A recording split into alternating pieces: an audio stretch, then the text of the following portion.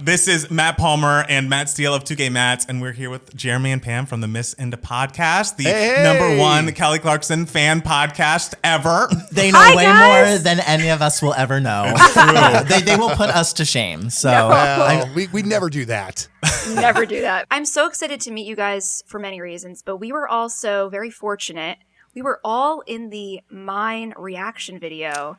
Yes. For the karaoke, and I did not know who you guys were. And then once I saw, I was like, who are Two Gay Matts? And then I went on your YouTube channel. I'm like, they're so much fun. So I'm so excited when you guys reached out for us to do this collaborative episode. I was like, Jeremy, we have to do this. They're awesome. So thank you guys for doing that.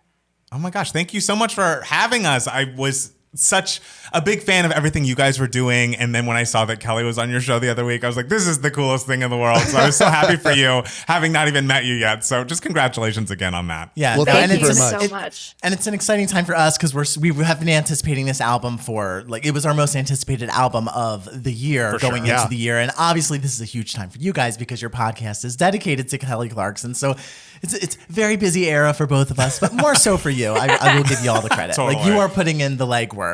Well, right I mean, I'll say it was a couple of lean years there when we started the podcast in August of 2020. Mm-hmm. There wasn't a whole lot to talk about. We just had to kind of talk about the past because we didn't know where anything was going because we were in the middle of COVID and we were just doing this to have something to do to kind of let off some steam and let off some creative energy. And thankfully, we got a Christmas record to talk about, and then we had the karaoke CD. And then when we started to hear the rumors about a new album coming, we thought, okay, we are finally going to get to do what this podcast was always meant to do. And the experience of this album for us, just as big fans and as a podcast, has surpassed my wildest expectations. I did not imagine being a part of and experiencing the things that we have gotten to experience leading up to the release of this album. And then on top of it, it's just an absolutely breathtaking album. It's just been just one win after another, it feels like. Totally. Well, Kelly's also very good at acknowledging the fandom of it all, I feel. Yeah. She wants to be involved. And so I feel like she has her people go out there and be like, hey, work with this album and tell everyone about it and everything. So her team has also been wonderful. We have met a few of them and they're wonderful people and they love her. So that kind of also probably goes to show how great she is as a boss. Right. Yeah, because there are so many artists out there, no matter if they're as big as Kelly or if they're a lot smaller, where their teams seem like untouchable. Totally. Mm. And that is not the case for her. I mean, she surrounds herself with a amazing team. Even when back, we're talking 15 years ago, back when Twitter was first starting, her and her team were so interactive with fans online. And that was only just the surface, and then it's just grown and grown and grown. And now we've seen that Atlantic Records, even with this album era, they have done so much interaction with fans on Twitter with all the teasing, with influencers, just with all different mediums. They're getting so creative with how they want to promote her music and reach out to people who really care about her, not just your standard media outlets. So. Yeah. And it also is a reflection on just how relatable she is. And I mean, that's why we voted for her to be our American Idol. She is the relatable pop star of the time. Yeah, absolutely.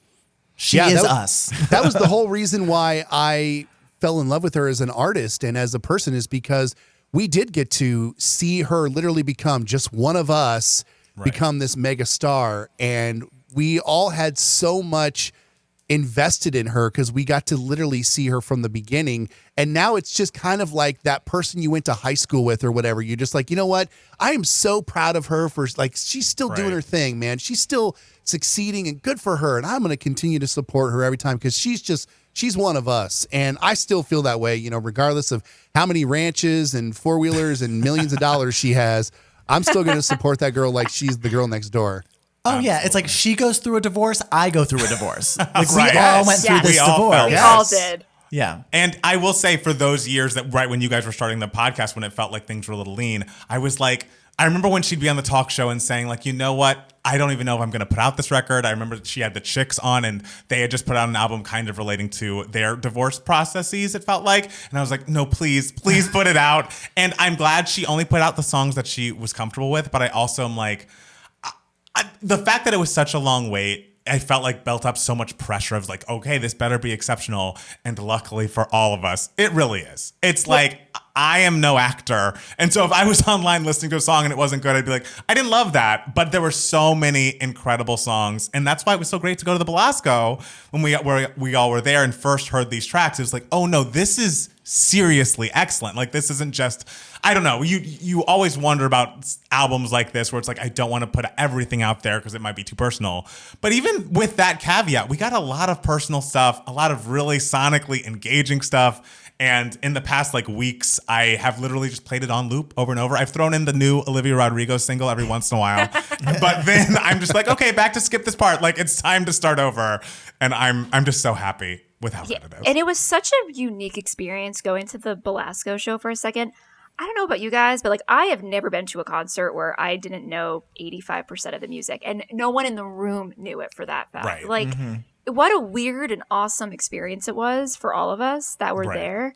Like there were really no expectations. It was just like, okay, this is the quote unquote divorce album. It's coming out. We know 2 songs from it and that's it. And the 2 songs that we heard, Mine and Me, are incredible, but it's what I think is special about the album is no songs sound the same. So it's not like this was like, okay, this is what most of the songs is like. This is the vibe we're going to be getting. There really was the vibe was everything. So it was just such a cool thing. And you're right. It was such a waiting game because I feel like we were getting teases about it in 2020, 2021. And I'm like, oh my God, it's already halfway through 2023 and we just got it now. Like we all like deserve a pat on the back. Just holding on for so long. We really did. I know it makes me wonder, like, because I think she spoke a little bit about it in the concert, like, oh, this song was done years ago, or this. I wonder what was like the most recent addition. Oh, yeah, I don't know. Like, that's a good question. Has she ever spoken about that? Like, she said what the first song was, but I don't know about I don't remember the most recent. The first song she wrote, I believe, was Down to You. Okay. But I don't know about the most recent one. Jeremy, do you know? There's a part of me that wants to say it was either Mine or Me was one of the last songs that was recorded, but I could be completely wrong because I have listened to so many interviews and so many podcasts over the last like 3 weeks that all the information is just rattling around in my head. But I want to say she has somewhere mentioned what the last song recorded for the record was. And it was, I mean, not terribly long ago. Right. And I was the day that it had come out and the like days afterwards, it was like, I was listening to the album on loop, but then I was like, oh, there's a new interview. I need to pause the album to go listen to her on Las Culturistas or wherever it was. Yeah. And I really love how many interviewers seem to really know their shit with her this go round. It wasn't just like, let's talk about the light thing. And obviously she's such a good interviewee and like makes people comfortable and has it feel like a real conversation. But I want to shout out that Las Culturistas interview specifically because I felt like it was so respectful of the fact that the album was about this thing and they didn't try to dig in and get like salacious information. And I'm also a big Mariah fan, so the fact that they spent 10 minutes talking about Mariah Carey and Miss You Most at Christmas Time like truly made my year. Because when I heard the Christmas record, I was like, wait, this Merry Christmas to the One I Used to Know does feel like a newer version of Miss You Most at Christmas Time. And I don't know, it just was lovely to hear her talk about, Mariah's come up a couple times. She talked about Side Effects with Zane Lowe or something. Yep. I don't know, it just has been, as a fan of both of these ladies, it has been a great promo tour for me. I will say, like, as much as I love her doing like the TV circuit, because obviously, like, I mean, I don't know about nowadays because a lot of people don't have cable, but typically, like, you know, people have access to TV and people are going to watch the Jimmy Fallons and the Seth Meyers or whatever. And this was refreshing. Not that no one loves the writer's strike. We support them, but like, you know, they had a pivot, obviously. I am so happy they did the podcast circuit, and I'm not even including Jeremy and I in this. But I mean, we got so many like 2-hour long interviews where people were actually versus a Jimmy Fallon, which I love him, but you're going to get maybe 10 minutes if you're lucky. Back in the day, she would barely even do an interview and just sing. I mean, it's almost new that she actually gets to do an interview on Jimmy Fallon. I'm not going to lie there, but anyway, but the podcast, we learned so much more. She got way more personal. She was way more comfortable. Mm-hmm. It was a way more relaxed environment, and you can tell who were real fans. Like Matt, he clearly knew like some of Kelly's really deep cuts. Right. Like Ready, like that's a really deep cut from 2009. Like Right. What? And who no one's knew what it was mentioning that. about? I had Not no me. idea that she's like, oh, that was like Irvine level depressed when I wrote that. I was like, wait, that song is so up tempo. I think of it so happily in my mind, and I That like blew all of re-listened. our minds when we My found mind out. was blown. I was so shocked. There were some people out there who were like, "Oh, I knew." I'm like, "Okay, well, I clearly had no idea at all, but Right. I'm impressed." But yeah, no, I agree. I think this promo tour was definitely the most unique, and I think they did a really great job of booking like some of like the best podcasts. Glenn and Doyle. Did you guys listen to? Unbelievable. Oh my God. It was like a therapy session. I'm like, great, I have multiple therapy sessions this week. And this one's Right. free. And it felt like if anyone was really going to touch closely into like the themes of the album, that it seemed like a safe place Yes. to do so. Like that podcast makes sense more so than like if she were on Jimmy Fallon and just had that 10 Exactly. minutes. It's like you can't really go into the depth of emotion that went into this record. And no one got super like intrusive, and no one and I if agree. they, I don't think they did, but if they did, like I think she felt comfortable enough to like kind of, go around the question and not really answer it. And I Right. think that she's a pro at that. But it was I love these. I actually still have a couple more to catch up on just because like it's There's hard so to set many. aside an hour or two. Totally. Totally. So, okay, question from the Belasco show. Were there any songs that your opinion of them changed hearing the live version versus hearing the recorded version? Because I will say, when I was at Belasco, I was like, okay, I think that High Road is good. But it's the lyrics are kind of coming so quickly that I'm not getting all of them. I don't fully get how it tied. I didn't get how it tied into the story of the album. And knowing that she was not a writer on it, it's like, oh, she's kind of covering this song that is approximating her situation, but it's its own thing. But then when I heard the album version, I was like, oh, wait, I was completely wrong. I get it top to bottom just because it's in my headphones. I can hear the words so much more clearly. And as beautiful as she sounded, it's a lot of words and it's a brand new song. So Yeah. it just didn't sink in like it did when I heard the album. I mean, I can't Sure. speak for Pam, but when we did a rapid reaction episode, I mean, we literally left the Belasco and piled into a friend's hotel room around the block and immediately started recording and just vomited our thoughts about the entire show. And even though the show was like an hour fresh in our minds, hardly any of us could remember the song Magic. And I remember thinking, is it a dud? Like, is it, not saying it's a bad song, but like, is it just not memorable? And now having heard the album, Magic is, I mean, I don't want to say it's like my top 5, but I like that song way much more. And it is obviously so much easier to remember now. So I think that Magic is probably my big song that sort of rose from the ashes, because I literally an hour after hearing it couldn't give you one lyric from the song other than the word magic. I couldn't hum the chorus. I couldn't do the melody. funny. I couldn't tell you anything about that song. But now it's for me, it's one of the better songs on the album. That's so funny because Magic, after hearing it live, I was like, I remember so many of these lyrics. I remember so much of this melody. Like Magic to me live, immediately I was like, I love this song. I also feel like I'm in a very romantic era of my life personally. I don't know. And I'm single as hell. So I don't know why. But like to me, Manifest it. Exactly. Yeah, exactly. I'm very much manifesting the magic. But I immediately just connected to Magic. I think the verses and pre-chorus are so fantastic, and just the etherealness of the chorus. And I love the fact that there's favorite kind of high, which, is like I'm falling in love at the moment and everything, and it's exciting. But then with Magic, I feel like it's her older self, obviously post-divorce, sort of talking to her younger self. Or talking to like a younger person, telling them like, no, this is it. It might crash and burn. chances are there will be crashing and burning moments, but it's all, absolutely going to be worth it. The lines I always remembered were, "You are worth the road to maybe," like one of my favorite lines like on the album, because it's so simple. Like, we're not going too deep with that, but it just feels so effective and impactful. And I will chance my defeat, like all that stuff. I think the song is fantastic. I loved Magic. And I will say Favorite Kind of High is the song for me that when I heard it at the Belasco, I was kind of like, oh, this is fun. Like, this is, cute and everything, but it wasn't one of my favorites. But after hearing, it in the album on repeat and everything, I'm like, oh no, I understand why people really love this song so much and why a lot of people want it to be a single. Yeah. Do you want to hear one of my favorite conspiracy theories about Magic? Okay. Yes. I'm not saying I believe it, but I've seen a lot of Twitter stuff about it. So, but you're promoting it.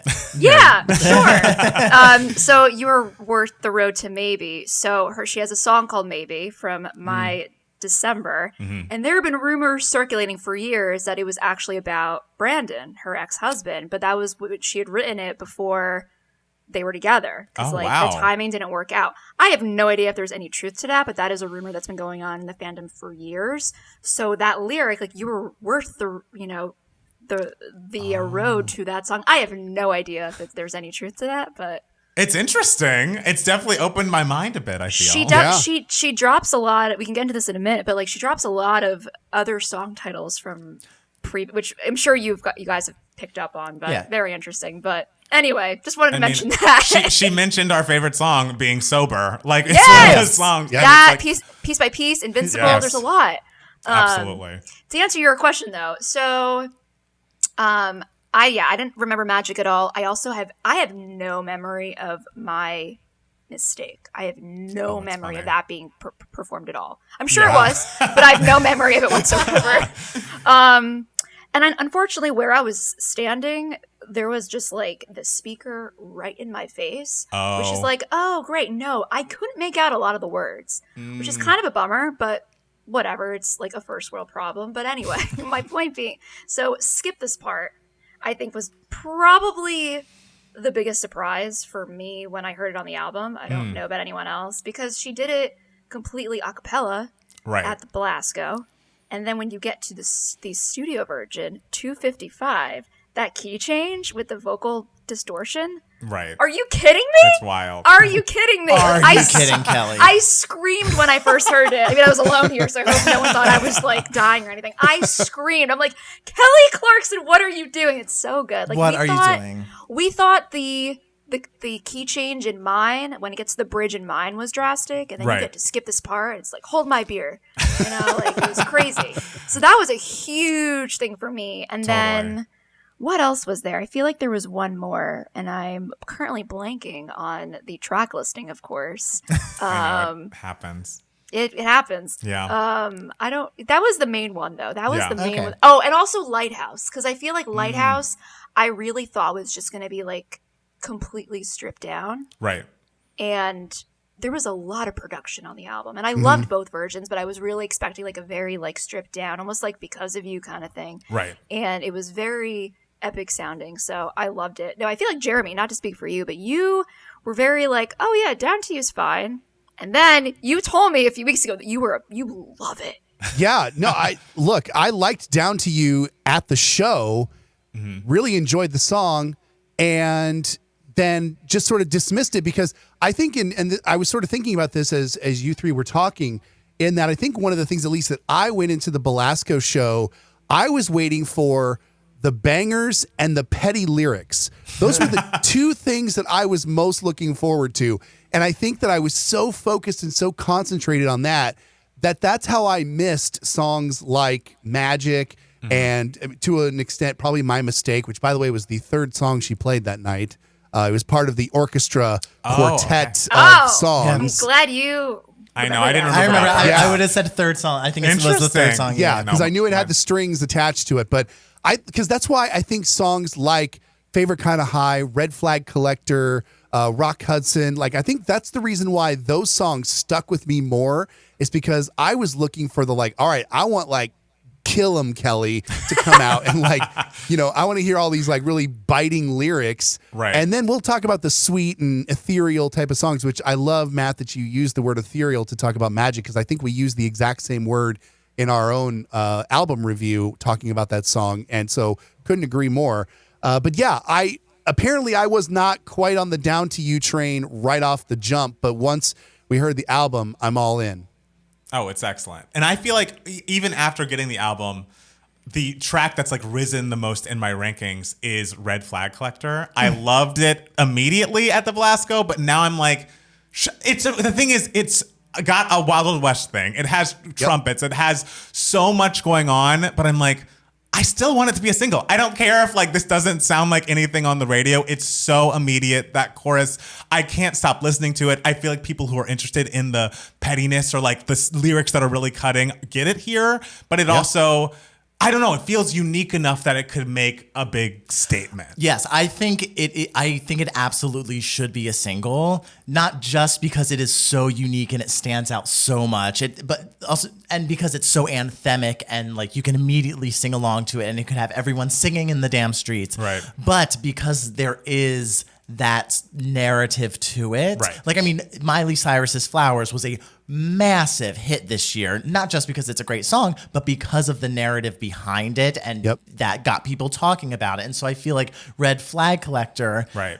even though, there might be mixed feelings about her being like, oh, this sort of petty song about how angry I am at my ex-husband. Like, do I want this to be like a huge, massive hit that people are singing in the streets? I don't know how I feel about that, but like, it would be great. Like, I think it could be a hit. Like, and it's hilarious because that was the song that she had said that was like, every song was like, okay, this would be safe to put out, but this was the one song that was like a little risky for her to do. Right. And she's like, we're just going to do it anyways. That'd be really funny if you heard it on all the like top 40 stations. Right. Oh, fingers boy. crossed. oh, those trumpets. Yeah. I love those trumpets and just that chorus in the background singing in the back. Honestly, like watching the Belasco video back, because that is on YouTube, I smile so much. Exactly. Like, it just brings you so much joy because everyone on that stage feels it and they are just so happy to be there and so happy to be performing that and getting that message out there. Guys, if whoever's watching this, listening, watch Red Flag Collector from the Belasco. You will not regret it one bit. And go ahead. Another thing too, because you mentioned sort of the chorus of voices in the background. What I love about this song, there's so many different things that they did with this album on all the various different songs, but this song in particular was one of the few times she got her entire band involved in this song. So that is the guys in the band doing the Far Far Away, Ride Ride Ride, the whistle as well. Ride. Yeah, that's Jocko on the whistle at the beginning. That's Jocko and Kyle and Lester on the the Ride Ride Along. And the production that Jason Halbert put together on that song, of all the little like Western type of Easter eggs that are just scattered all throughout that song, are just, we're probably never going to fully hear every single little bit that's in there. I mean, it's just a really impressively constructed song. Absolutely. With excellent lyrics, and just as a whole, it's fantastic. I'd love to hear it on the radio, and mostly because it doesn't sound like anything on top 40 radio. It will stick out so much. And honestly, I wonder if the people who know, because we're fans, we're too close to it. Like, we know the insides, and I think I can speak safely for all four of us. But the average, I kind of call them like the minivan mom listener who, has like Stronger and Since You've Been Gone on her workout playlist. And that's the extent she knows about Kelly Clarkson. She might also know that Kelly Clarkson went through a divorce and now she's got this like banger of a song, like just going after her ex-man on the radio. I think that's what a lot of people are actually expecting to hear at least once on this album. Why the hell not? Put it on the radio. Yeah, and it would make the minivan moms feel cool and badass, you know? Like, it makes everyone just feel badass when they hear it. Yeah. You know? Throw Pink on a remix. Everybody's got a red flag they've collected from somebody. Like, everyone can relate to that. We can all relate. Absolutely. Unfortunately, we can. And just like when you're talking about the performance at the Belasco, you can tell the band and the background singers loved, like, we're having so much fun performing this song, that they have a great time doing it. It was one of those things, like, after the show, like, I couldn't remember most of the lyrics. Like, there were a few here and there, but I walked away being like, guys, this is the song that everyone is going to be talking about when it comes out. And they did. Yeah. And they did. It's so good. I'm so glad that she put that out. But it's interesting because I feel like, you know, at the time we're doing this, there's still not confirmation about what the official second single is. Right. It's kind of implied that it's Rock Hudson from a few different angles. And I don't know if they're doing it because of, like, the melody of it, maybe the lyrics, but usually radio, it's usually melody. I don't know if it's that. I don't know if it's the ode to Piece by Piece. I don't know if it's because there's a new Rock Hudson documentary out and they figured it's, like, relevant. I have no idea. I'm, like, so curious what the reasoning is behind it, because it's probably my least favorite on the album, which is a hot take. I've had a lot of fans being like, what? And I'm like, I'm sorry. It's not bad. It's just my least favorite. But anyway, like, as we were saying, there's so many opportunities. There's so many single options. So I'm curious what their thought process was behind doing, like, Mine as the first one and then possibly Rock Hudson as, because, like, I would have probably chosen neither. Not that I work in radio. Jeremy does. But I would have gone with more with, like, a Red Flag Collector, a Down to You, a High Road. So I don't know. Yeah. I mean, maybe this is a wrong assumption. I assume we're going to hear Down to You at some point being announced as a single. It's just so, like, it feels like Red Flag Collector would be, like, a big swing, and it's like, oh, maybe this will work, maybe it won't. Down to You feels like very much like what people want of Kelly Clarkson, but still an evolution of what she's done before. And, like, I think the Gen Zers would like it. Yeah, come on. I know some young people. I'll play it for them. See how they feel. Yeah, Rock Hudson. I love Rock Hudson. Rock Hudson's in my top 5, I would absolutely say, just because it feels the most classic Kelly. Like, it does. It feels the most in her body, like her comfort zone, like that chorus especially. So that's why I kind of like it. It kind of gives me just like a warm feeling of coming home, even though the song is not about that in the slightest. But you know, I really love Rock Hudson, but I would definitely put that as a later single if I were to put that as a single. You know, in all music, there could be your favorite song, there could be the most amazing songs, but it doesn't necessarily translate to, like, that's the best single choice. Exactly. I think we can all agree on that. Yes. Yeah. Yeah, I'm actually surprised that I mean, no one's brought up Favorite Kind of High yet as far as, you know, a single here, because for me, that is the song that I think of when I think of Kelly Clarkson. I think of big anthemic songs that have a great beat, that are just fun to sing along with. You know, she's probably missed the boat when it comes to, like, you know, summer song or whatever you want to call it. But I still think that would be an excellent option from this album. I think that that's what, you know, a lot of people could not necessarily relate to, but, like, they can just attach themselves to, because it's just a very easy and fun song to kind of bop with. Totally. Yeah. Yeah, I think so. And it's so funny because, like, it seems like we've had that song for years now, because we got it so long ago. It's really only been about, like, I don't know, a month and a half or 2 months now. But yeah, I could definitely see. I mean, I think that could easily be a successful single. Totally. Sure. Even on top 40, I think it could work. You know, unfortunately, she's not really the top 40 artist anymore, just because the landscape has changed in terms of, like, I feel like half of it is, like, rap these days, which is fine. That's just, it is what it is. You know, it's constantly changing. But unfortunately, her main demo is not the, you know, 18 to 24-year-olds, or even so. It's really hard to gauge what would work best, especially different formats. Like, we had fans coming to us being like, why don't I hear Kelly on the radio? I'm like, well, you're probably listening to the wrong format. Totally. If you're listening to, like, a Z100 or Kiss FM, like, you know, maybe they're not going to be playing, you know, Mine, but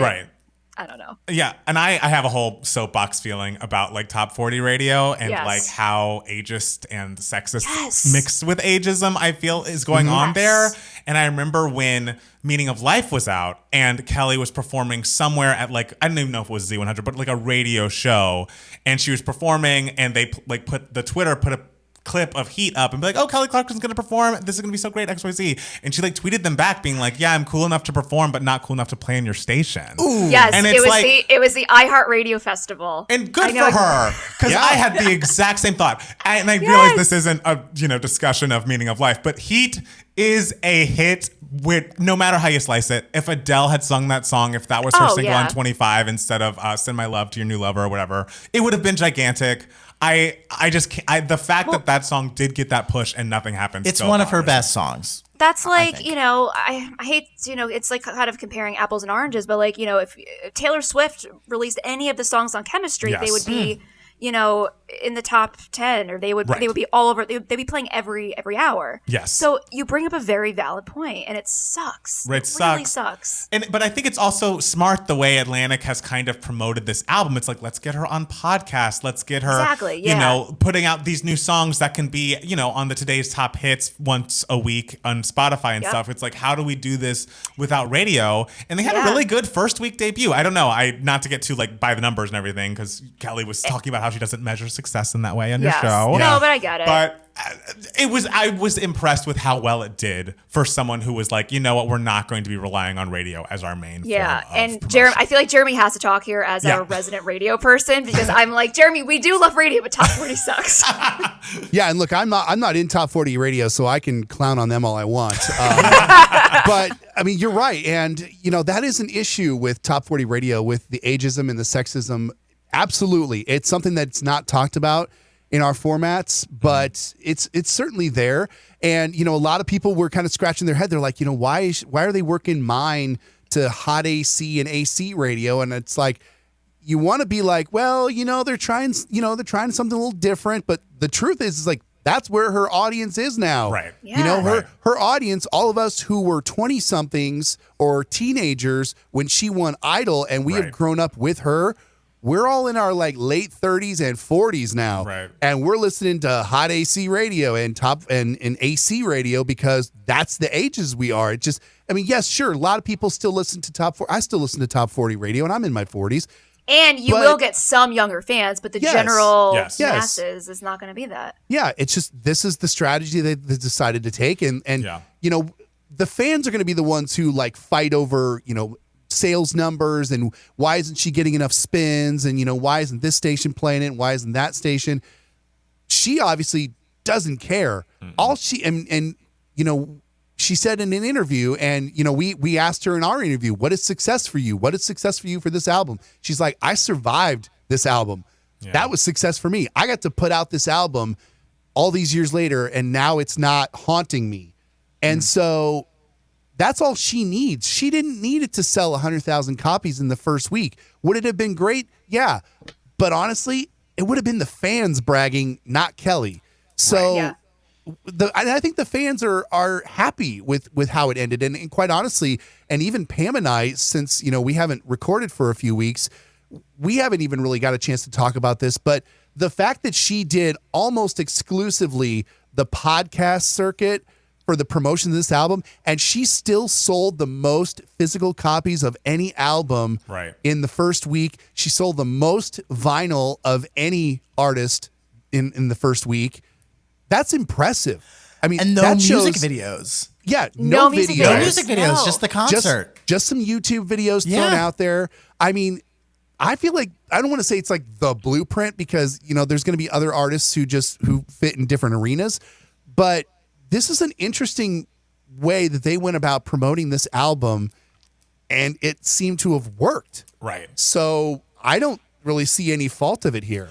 Well, I also think they probably assume like Kelly, her personality and her relatability is the selling point. Yes. A huge selling point. I mean, her TV show is so successful and people love her so much. Like just seeing her sit down and talk with people, why not use that to promote the album? Those skills to promote the album. Yeah, and it's interesting because for Meaning of Life, the talk show didn't exist yet. She still had not been on The Voice yet, which is crazy to imagine. That is wild. it's wild. The Christmas album was different. Obviously, they weren't doing as much promotion there. And then, like, the karaoke EP, they didn't promote at all. It was kind of just, like, a little fun project to do in the meantime. But this was the first time that she had really had the leverage. Because, like, I don't know, a lot of us thought that, like, you know, the Breakaway era was going to be, like, the most coverage Kelly was going to be getting.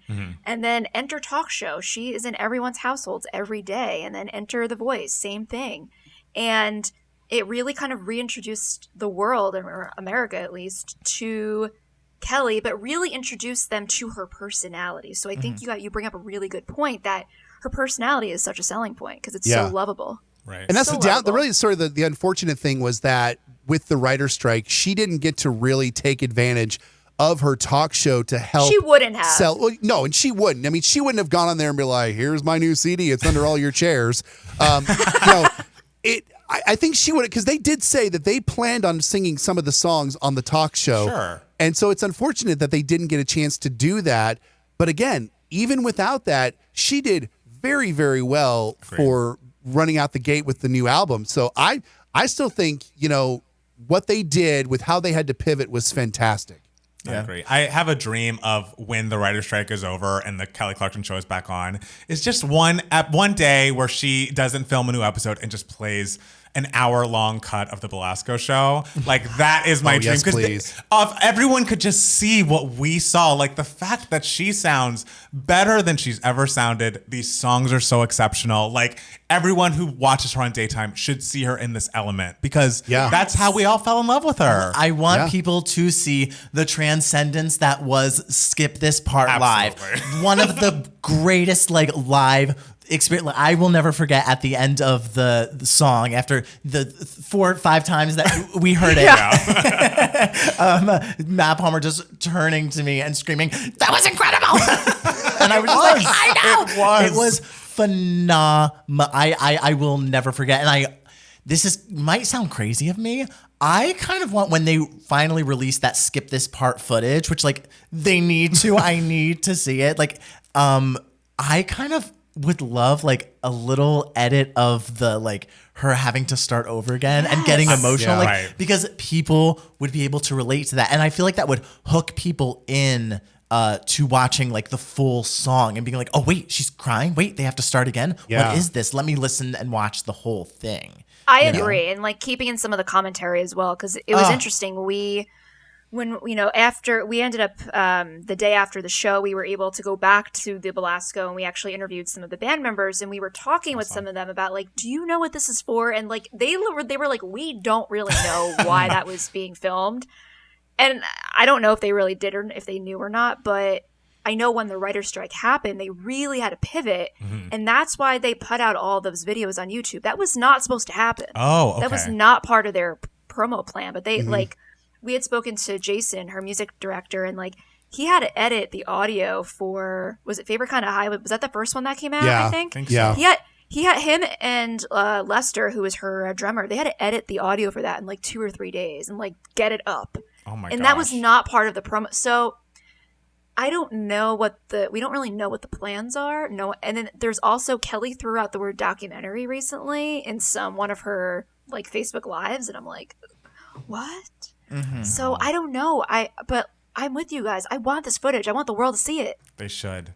Yeah, and with going off with Pam said about getting to talk with the band the day after, we have an interview that'll be out with Jessie Collins, her background singer, and she had a really good insight, especially during Skip This Part, where she was talking about how intimate that show and those moments were, because she's like, you guys in the crowd could hear us talking on stage.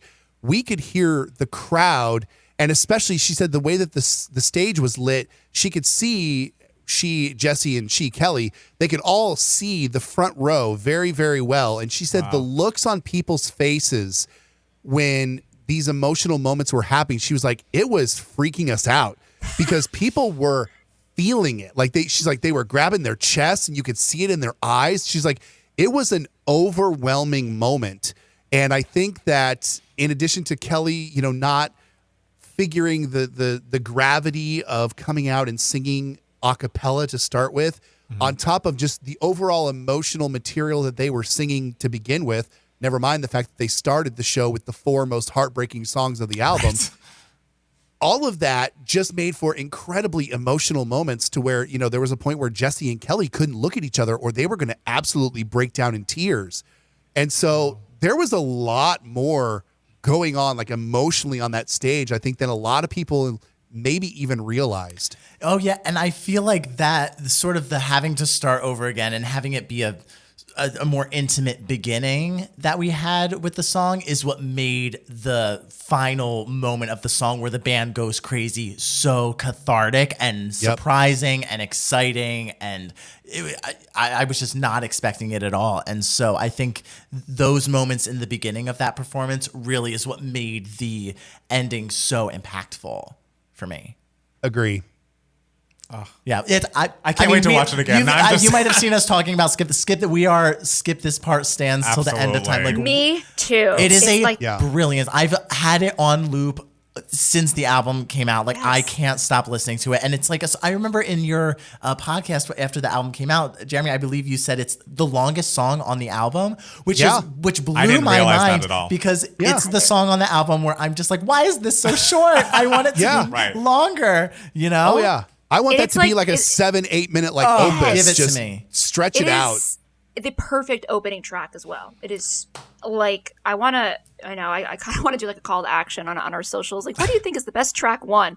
This by far is definitely the best track one. I'm sorry. I agree Absolutely. with you. It was because it really sounded like it was going to be like really just introducing, because this is Kelly has said it is a concept album. Skip This Part really kind of introduced everyone and kind of set the tone for like, you're going to experience a legit roller coaster and a lot of emotions are going to happen, but strap in for it. But it is so good. It's like probably my top 3. I went to her album signing at Barnes & Noble like a week or 2 ago. And I told her, I was like, I'm really sorry, but like, this song relates to me so much right now. She's like, oh my God, I hope you're okay. I'm like, I'm good right now because I'm talking to you, Kelly. Exactly. It's just so good. And I'm like, great. thank you so much for like writing it and putting it out. Like the world needed it. It's my top on the album and in my top 5 Kelly songs. It's up there for me. Like right away. Like, yeah. Which is crazy because it's so new. I was gonna say, do you guys feel like you're able to really gauge your favorites right now? Because I think for me, like I took one of those quizzes that was like rank your favorite Chemistry songs, and I'm like, I feel like I got to change it already. But I feel like it's so hard because they're so fresh. I don't know. I think the ones I really, really love and the ones that like I'm okay on, like they're not my favorites, are probably going to stay. But I can see things in the middle moving around. So I would say Skip This Part and Red Flag Collector are like near the top for me too. So good. But it's like I'll need another year or 2 before I listen to Skip This Part and then sober back to back and make a decision. Because I just don't know how one could do that. That is a hot take. It's just because sober is just. Do you know what you just did? I know. I'm sorry. I totally don't. No. Do not apologize. That's like, whoa. I didn't think about that. It's just like you have to. Whoa. I feel like when I've loved a song like Sober for so long, it's like the nostalgia's on top of it and like how long you've had with it. So it almost isn't fair for me to compare any song to that one for me right now. But at some point it'll make sense. Yeah, no, for sure. You do you. 20 years from now, we'll check in. Exactly. Yeah.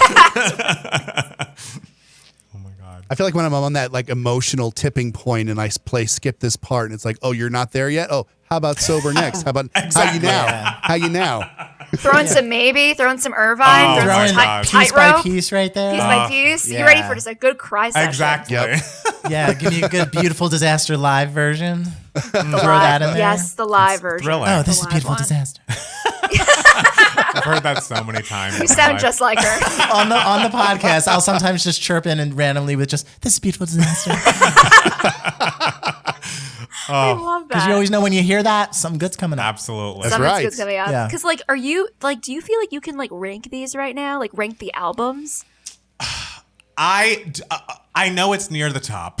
I know it's near Yeah. the top. I think walking into this album, I would say Stronger is my number 1 Kelly album. I just think it's so consistent top to bottom, even if like, the Breakaway single, like everything on Breakaway is so excellent. But something about like I'm like on track 12 and I'm hearing Let Me Down. I'm like, why is this one of the best songs in the album? And I'm like 3/4 of the way through it. Should have been a single. Absolutely. Same. So I think Chemistry and Stronger will be fighting it out for me, album wise. Are you guys ready to make any pronouncements there, or do you need more time? I don't want to pressure anybody. I don't know. I hate to be that person, but I don't know if anything will ever top the Breakaway album for me. And I really hate saying that because, like, I mean, it's really like comparing, like, you can't compare it because they're so different. But I don't know. I feel like Breakaway, first of all, banger after banger after banger, but also it's the album that made me fall in love with her. Right. It came at such a pivotal time for me, and it's my favorite sound. But then, like, you get Chemistry where there is not one sound. It's everything. So I don't know. I will say at the moment, it might be top 3 because all I ever wanted, and that I'm not sure how I want to rank the two of them. Breakaway, I think, will just always be number 1. And I'm like, that's fair. I'm sorry. I don't want to be that person that's like, nothing will ever beat it. But I'm open-minded, but I don't know. I mean, it was such a part of history. Yes. Breakaway. Yeah. I feel like Absolutely it's her was. best. I think you've said this before. You think Stronger is her best album, but Breakaway is her best era. Right. Just because it was such a moment in yeah. time. It reflects that time. And I was in early high school when Breakaway came out. And so I think just even looking at the album cover, Right. I'm just brought back to a certain time. Right. And it was just so exciting. It's like you watch the music videos, you like the single choices are perfect, the videos are great, all of the artwork is great, the live performances I remember her being on like AOL sessions or whatever it was, and it's like singing her face off. And so I get it. I would never say a bad word about Breakaway because sometimes there's a reason why it's a giant album. Like sometimes it's like there's the content to back it up, and Breakaway is one of those. But you know what? Again, like we've only had the album for a few weeks, so Yes. like give me time. Like Yes. I don't know. What about you two? I would say absolutely Chemistry is in. I would say absolutely. I'm digging all of it. Like I'm so down for Chemistry. I think because of what I said, Breakaway just was such a moment in time. It could maybe still be my number one, but Chemistry still has those like personal elements to it and it's such a roller coaster in terms of like sonically, you know, And the vocals, it's her best vocals. It is her best sung album, hands down. The fact that she dares to sound better and better every year is just, I will always blow my mind. I don't get it. Aren't you tired? You sing every day. She has 35 on your jobs. talk show. You are not getting any sleep. You are raising children. You are heartbroken. You're moving to New York City. How do you still sound so good. incredible? How do you sound better than you've ever sounded before? Shocking. How? I don't get it. She's not human. No. No. She's doing her own thing. not. It's effortless. When I listen to all of Chemistry, she makes it sound so easy, and I'm like, oh, I could skip this part as well as she does. And then I try to sing it anywhere near decent, and I'm like, oh no, I can't. Like this is impossible. How is she doing this so flawlessly? On her own plane of existence. I don't get it. It's infuriating. Number 194, my ass. I know. Rolling Stone Ridiculous. list. Ridiculous. Jeremy, are you ready to make any album? Not to put you on the spot. I mean, there's two different sides of me. I mean, there's the analytical side, and then there's the emotional side. Because yes, Breakaway is the album that made her a bona fide superstar. It's sold more than any other album that she's put out by a long shot, no pun intended. And there's hardly a bad song on that album. And for me, I think if I absolutely were forced to pick, I would say Chemistry would probably come in number 3 for me right now, behind Breakaway and Stronger. Stronger for me is kind of my number 1, but it's like Breakaway is like 1A. You know, it's Right. I mean, it's so hard to separate the two. I'll give you this for Chemistry though. Every time I've ever listened to a new Kelly album, I've always landed on a song where I'm like, meh, okay, yeah, I get what they were trying to do there, but okay, next song. I didn't get that at all with Chemistry. And I don't know if it was I had a different emotional state because I heard these songs live first, or Right. Because of, this is the first, full-length new album with, being a co-host of a podcast, so I'm thinking about it differently. I don't know what it was, but every other album I can say like, okay, yeah, there's a couple of skips on this album. You know, we talk a lot about Meaning of Life, how Meaning of Life is very much a side A and a side B album. It's like I'm very much side A on Meaning of Life. Not to say that I don't like the other half of the album, but it's like if I scratched up my side B accidentally on my vinyl, I wouldn't be losing any sleep over it because I'm still getting all the good stuff on side A, you know? Right. No shade to Meaning of Life. I love that record. I love those songs. But there's just something about this Chemistry album that for me, even still, there are no skips. And I was saying, okay, there's some songs that are like when all of us were having to, rank our songs, Right. Something has to be at the bottom of the list. Exactly. That doesn't mean it's a bad song. It's just there has to be a number 14 on the list. There has to be a 13. But that doesn't necessarily mean that when that song comes on, I'm still not turning up the volume, Right. Yeah. So this has been a very interesting album to sort of digest because I'm waiting. This sounds so weird to say. I'm waiting to hate one of the songs and it's not happening. Like I don't know if I'm just trying too hard or if I can just, realize that there's not a bad song on this album.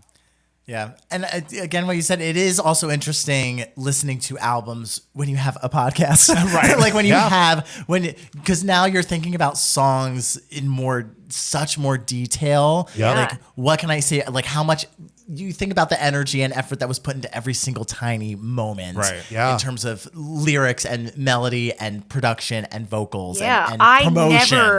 never paid that close attention to the anatomy of a song. Yeah. Until the last couple of years, and I'm like, Yeah. oh, because I have to, but it's a good practice. So like, Jeremy and I will always talk. Like, Jeremy loves lyrics. I obviously love lyrics, but I gravitate more towards like the melody and the feeling of a song first. So, but it's cool when you're putting on a pair of headphones and you listen sometimes solely for lyrics. Then you listen again. You listen solely for how she sings it, or then solely for like the beat. It's a cool practice that like I never did until I started this. Yeah. Yeah, we do. We have a Patreon, and our patrons can request like album reviews from us and Yeah. everything. And so, my process that I always do is I always listen to the album, knowing nothing about it first, just like what's my initial reaction, and then after I listen to it for the first time, then I do the research, like what were the singles off of this album, what was the promotion like, how was it received, all that kind of stuff, and then I listen to it again with the lyrics in front of me, following along. So it's interesting how having something like this, everyone kind of has their own process of how they. Yeah.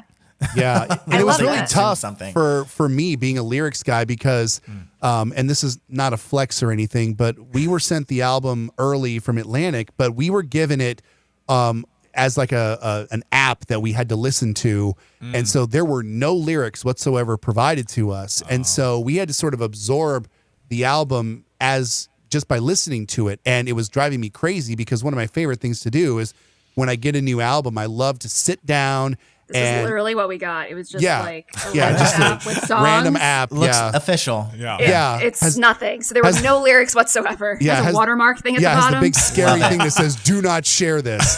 But it was because I love to sit down with my booklet and follow along the lyrics on a pass through the album and really absorb it. And I wasn't able to do that this time, so I kind of listened to the album in a completely different way. And I want to say it probably actually helped my appreciation for the album. It was also nice to have the Belasco show to sort of call back on some of the emotions and be like, okay, High Road's coming next. I remember enjoying that song. I know that I'm going to like what's about to happen. That helped out a lot as well. So maybe that's what artists need to do. They need to go out, they need to do one private show where they perform their entire new album ahead of time, put some fans in the audience, and then that'll change how people see your record.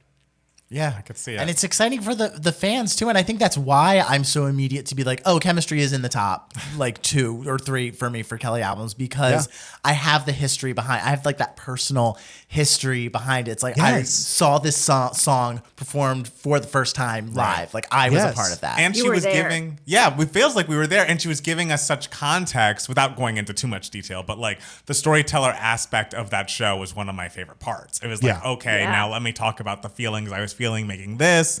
It just was exciting. And I love, didn't she say about My Mistake during the show? She was just like, I personally didn't even think this needed to be on the record, but the record label was just like, no, you need to put it on. That's right. That's right. I forgot, it was the label or a producer? Someone was like like, an A&R person. It was Craig. It was Craig? It was Craig, the head of the label.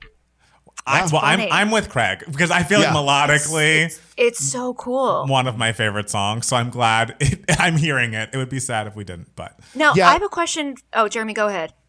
In the Kelly fandom, there is, a couple of sort of legendary performances that she's done.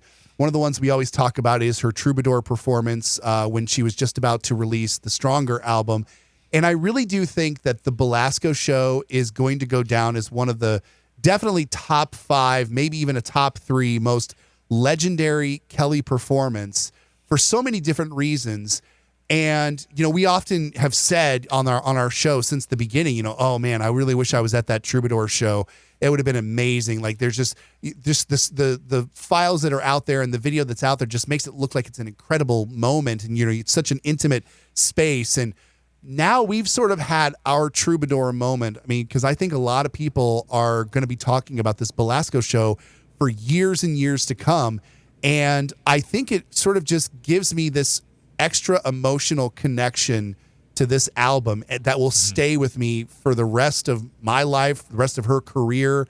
I will always look at that Chemistry record and think, I was there the very first time she sang these songs live. I have just a different emotional connection to this entire album. And I don't know if that's always going to sort of shape how I feel about it differently or, for better, or I can't see it being worse, but definitely for the better. There's always going to be something that emotionally attaches me a little stronger to this particular album solely because we were all there at that show. Yeah, exactly. And also, I don't know of any other shows that she's really performed like an entire album. She's done like a lot of songs, but an entire album, I know. Even during the Thankful era when she only had 12 songs, I don't even think she even did that. No, Homegirl went out there and did like 6 covers. Right. So it's like especially a fan's dream. It's like what you'd want to do is like, gosh, I've thought that so many times listening to albums, like if I could hear this all in full, and we really got to, it. And I don't know, it just came out of nowhere. It felt like such a quick thing that was happening. It's like, hey, want to come next week? And I was like, yes, we do want to come. And it was the best choice I've made this year musically is going to that show. And it was such a small venue. Yes. Because she usually plays like big theaters or arenas, and like this was like 1,000 people, if that. Oh, now I have to ask: Have either of you? Was that your first time seeing Kelly, or have you seen her prior? I've never seen her live. That was also my first time seeing Kelly. Wow. Oh my God, that's so exciting. Yeah. That's so cool. But also, what an interesting way to first hear I don't know any of these songs. No. I literally know Mine, Me, and then Since You've Gone and Miss Independent. Yeah. It's interesting. My first interaction with Kelly was her crying. That checks out. Wait, we have to start again. You're like, damn, is this how they all start? It's like, nice way to meet you. Thank you. Nice way to meet you. Yeah. Oh, that's so cool. What a unique, because we spoke with a couple of people, some other people as well, and they had the exact same experience. And I'm like, what a really cool way. And like, what a cool show. Not just like a random like tour stop. So I'm so happy you guys were able to experience that and to experience Kelly live. It's unlike anything else. Unlike anything else at all. Okay, so now that I know that was your first show, what was it like for you as people who know her career to see songs like Since You've Been Gone and Miss Independent performed live in person for the first time?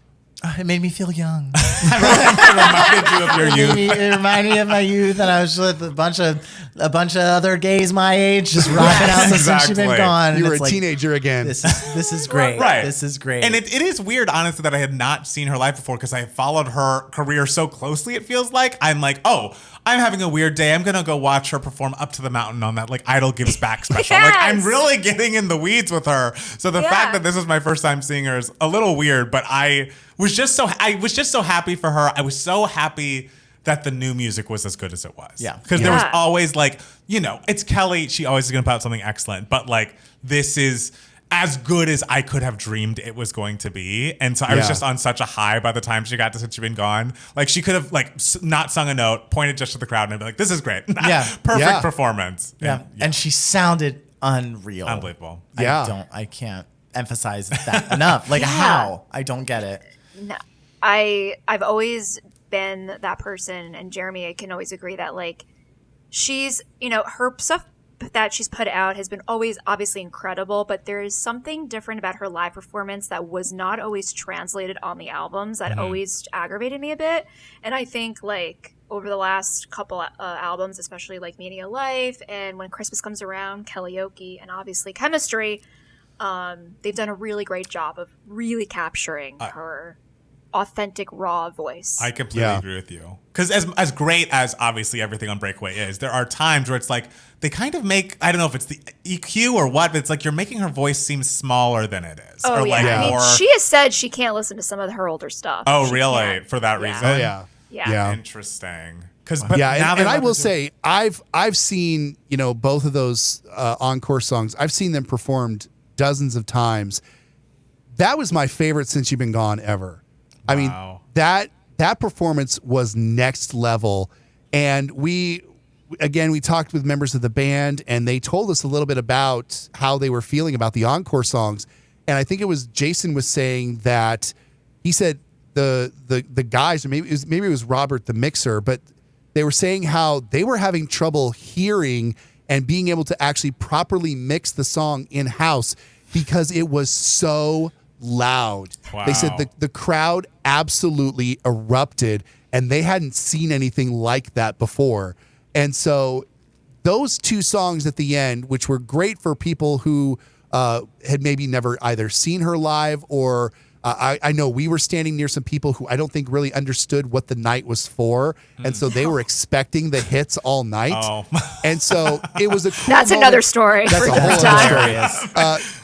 That Bless was them. that was a moment for them as well. But like it was like I have never seen before. I mean, the energy in that room and the energy when those songs went off was just something incredible. And we really haven't even talked about the encore songs from the Belasco all that much. But I mean, it was literally my favorite Since You've Been Gone ever because it just felt like we were all jumping and dancing and singing as one in that crowd, and we were just feeding 10 times the energy back at the stage. It was something special. It's like, And these are my people. I felt it. Yeah. Absolutely. And am I crazy, or was Sheila E. on stage still for the encore? Yes. Like she was And that rocking was- out for that- Since You've Been Gone too. Like that was That- so fun. And we had found out afterwards that she wasn't like asked to stay on stage. Of course they were like, of course, but she was only supposed to do That's Right and then leave. But Yep. she was like, no, I'm staying for the last two songs. So that was like not planned, not asked. Well, she was loves all- Breakaway era too. Exactly. Yeah, I'm sure. Yeah, that was all ad-libbed. That was just a jam session. I mean, that Yeah. was not rehearsed or anything. So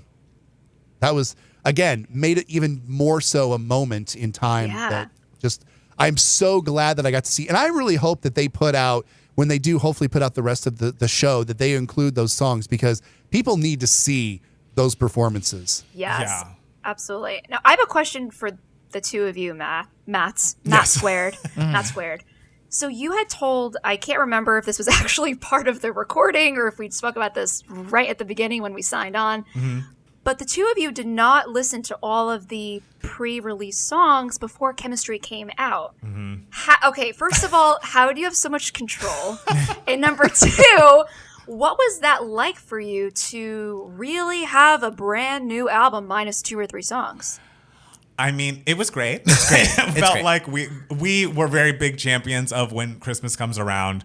But as lovely as it was a Christmas record, and it was Right. time to get like the Serious. Serious, yes. I mean, Christmas is serious. Right. Especially to Matt Palmer. Absolutely it is. The Mariah fan.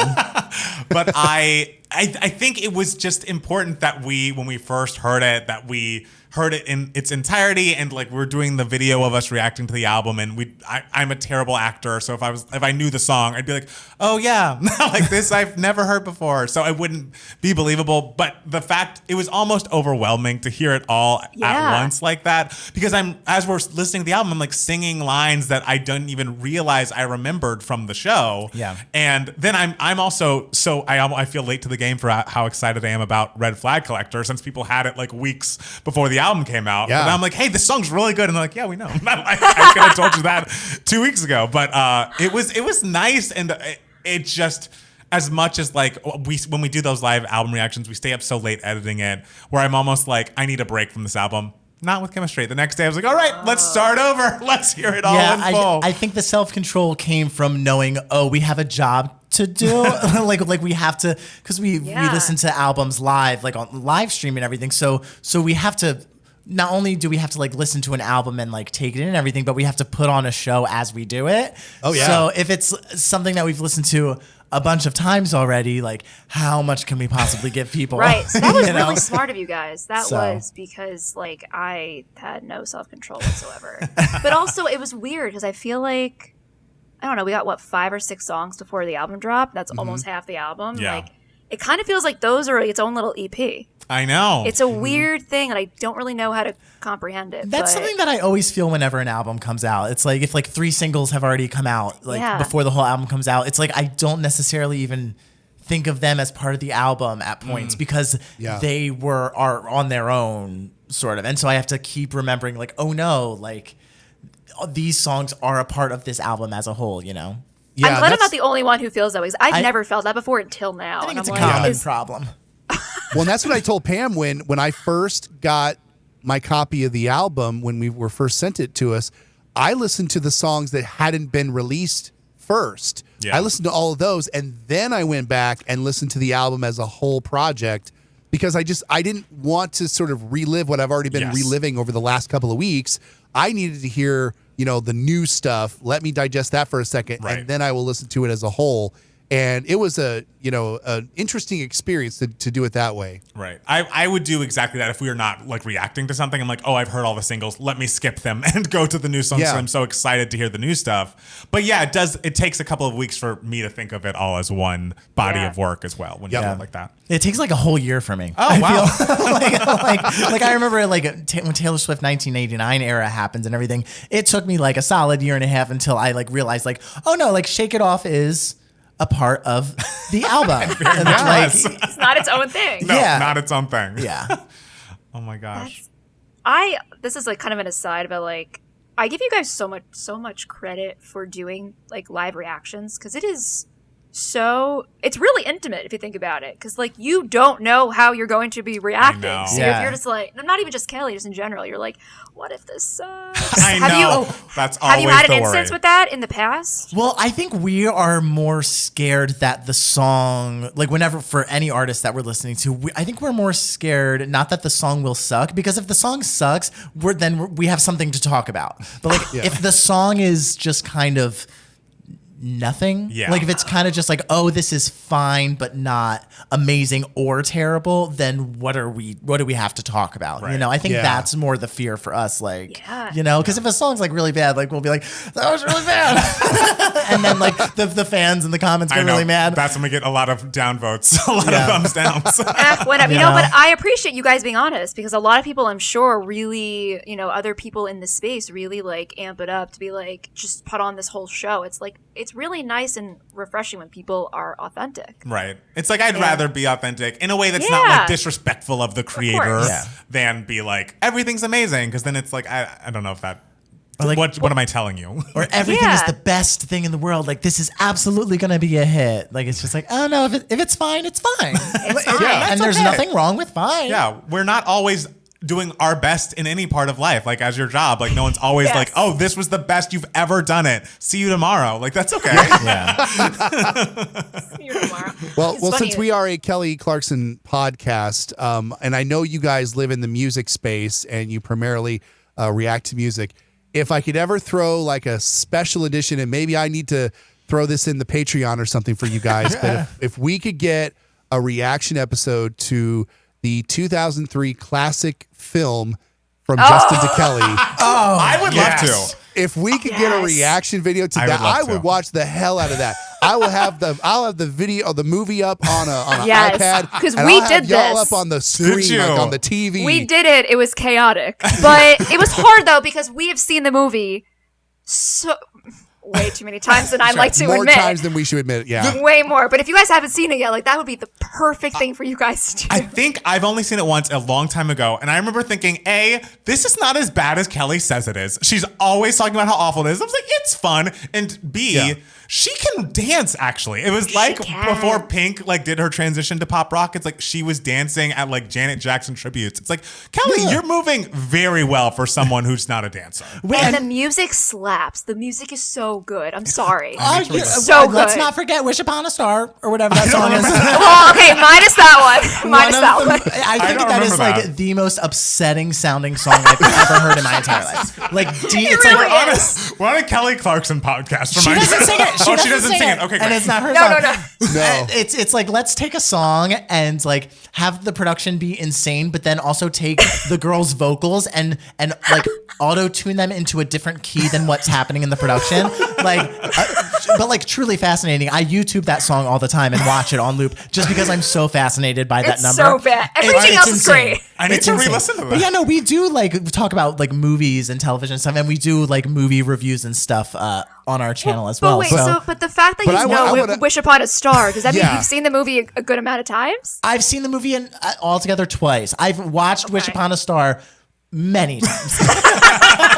Like I said, we've been talking about this for 2 minutes, and I am demanding a full hour and a half, 2 Gay Matts reactive from Justin to Kelly, beat to beat, like start to finish. It's in the queue. Oh my gosh. Yeah.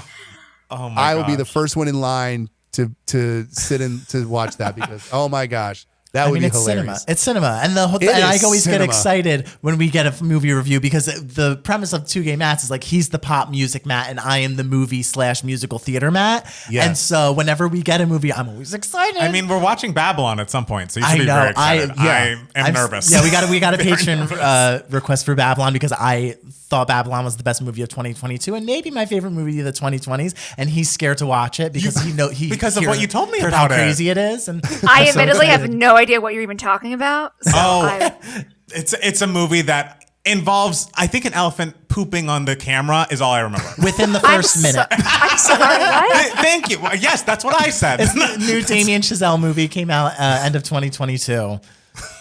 All right, not on the love top of it. my list, but I support you. Exactly. It's 3 hours of mayhem. It's great. Oh my god. No. It's I pretty watched From amazing. Justin to Kelly 3 times before I watched it. Oh my gosh. Well, guys, this has been so much fun. I'm so glad we yes. did this. Yes. Thank you so much for thinking of this idea. course. It should have happened a long time ago, and I'm I so know. glad you had thought of it. You guys are so lovely and so enjoyable to talk to and watch, and I am so excited for what you guys do in the future. Yeah. Oh, and it's so great to like just chat with you guys. You guys are so knowledgeable, and like know. I appreciate your dedication to this one person so much. Right, because we love her, but we know that you know more. Yes. We Well, love her very much, but It's we just know. from a lot of years of just obsessing. I've Been there. And your been there. I podcast, mean, Exactly. and your podcast is just so great. I Like the know. people you think to interview Oh, are just thank you. brilliant. And I feel like there's a million great things about the chemistry era, but like the ascension of your podcast and how lovely you are and that more people are listening than ever, I'm sure, is one of the big pluses for me. Like, congratulations. It's so Well, exciting. thank you very much. That means a lot coming from you guys. We respect the hell out of you guys. And I want to echo Pam's sentiment from earlier when we were talking about how we all were in the Mine reaction video. I just remember, obviously, the first time I'm going through the video, I'm looking for myself. And then you guys pop up and I'm like, who are these two? These guys are fun. These guys are the people they were actually looking for. Yes, They got the rest of us, but They got you the guys rest were of us. They wanted a bunch of people like y'all because you were fun in that video. We're just over here being like, oh yeah, I'm very serious about my reactions. And Okay, you guys, also, no one told me how you're supposed to be doing reaction videos. I didn't realize that you have to like kind of keep the volume in your headphones kind of down a little bit. Or maybe, I don't know, maybe there's no science, but the problem that I realized is that like when I watched it back, I was screaming. And I didn't mean to, but I couldn't hear myself over my headphones. And But I that's really what the tried people to, want. No, it was like annoying screaming. No, they want when people tune into reaction videos. They either want two things. There are two camps for people when they look up reaction videos. They either want you to be screaming and like jumping up and down for every single moment, or they want you to be completely silent and just like. There are people who in the comments of our reaction videos, some people are like, "I love how you guys actually comment on each individual moment and like get excited and everything." And then there are some people who are just like, "You were talking over everything." Please stop talking. And it's like, what do you want us to do? Exactly. You want us to just sit there and you want to watch us silently watch us? Get out That of would here. be the most boring thing. Just Thank you. There are Just people sitting who there. want it. Not gonna lie, I think that was my first take of the Mine video, which is me sitting there watching. I didn't say a word. Listen, And just that's know there why- are people out there who would have loved it. And that's why they used the Matts more than they used you. That's right. That's fine. No, but you guys are the pros at this. So Yeah. I was, you guys are. But we were having amazing. so much fun, and they would cut straight to someone who was like really crying. I was like, "Oh, did we do Oh this my wrong? God. Like we might have been Are we taking this too seriously? excited." I did not Also- cry. I was excited. I was Right. like, Yeah. This is great. Yeah. Well, also we had already heard the song before, and we were just reacting to the first time to her live performance. Right. Yeah. So other people, I think, were listening to the Yes. actual For the first song for time. the first time, so they were like crying at it and everything. Whereas like Exactly. we already had our crying moment. For this. Right now we're Exactly. here for the live Yes. vocal moment. yes. Awesome. Well, thank you guys so much. This was so nice. We'll obviously have to do it again sometime. Absolutely. Thank you so much. Yeah, Thank you again. You guys are Thank great. you. You too.